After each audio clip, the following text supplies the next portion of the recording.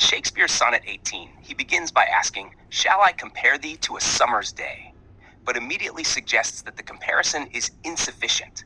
He explains that his friend's beauty surpasses that of a summer's day because summer can be too hot, too brief, and sometimes marred by rough winds. In contrast, his friend's beauty is eternal and constant, unlike the fleeting and changeable nature of a summer day. Through poetry, Shakespeare immortalizes his friend's qualities, making them endure beyond the temporary beauty of nature. In Shakespeare's Sonnet 18, "Shall I compare thee to a summer's day?" he begins by posing the question, but immediately rejects the comparison.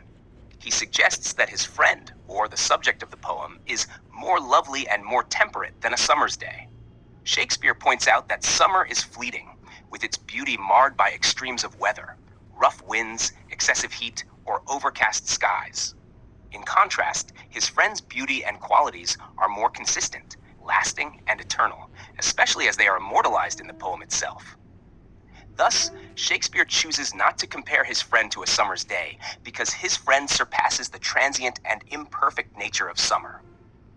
In Shakespeare's Sonnet 18, he begins by asking, "Shall I compare thee to a summer's day?"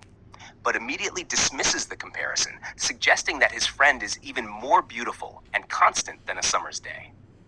Shakespeare points out the flaws of summer. It is too short, it can be too hot, and its beauty fades. In contrast, his friend's beauty is more enduring and will not fade with time, especially since it will live on forever through the poem itself. Therefore, Shakespeare doesn't compare his friend to a summer's day because the friend surpasses it in beauty and permanence. In Shakespeare's Sonnet 18, he begins by asking, "Shall I compare thee to a summer's day?" and then answers his own question by explaining why his friend is better than a summer's day.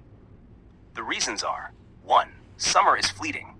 A summer's day doesn't last long, while his friend's beauty is more enduring. 2. Imperfections of summer. Summer can be too hot, or it may be overcast, while his friend is consistently lovely. 3. Nature's changes.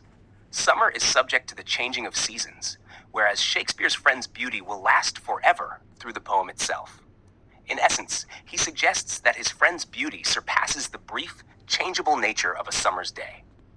Shakespeare doesn't compare his friend to a summer's day in Sonnet 18 because, in his view, a summer's day is subject to flaws. It can be too hot, cloudy, or brief. Instead, he believes his friend's beauty and qualities are more consistent and enduring. Unlike the fleeting nature of summer, his friend's eternal summer shall not fade, and their beauty will live on forever through the verses of the poem. Thus, Shakespeare elevates his friend's qualities above a summer's day, which can be imperfect and transient.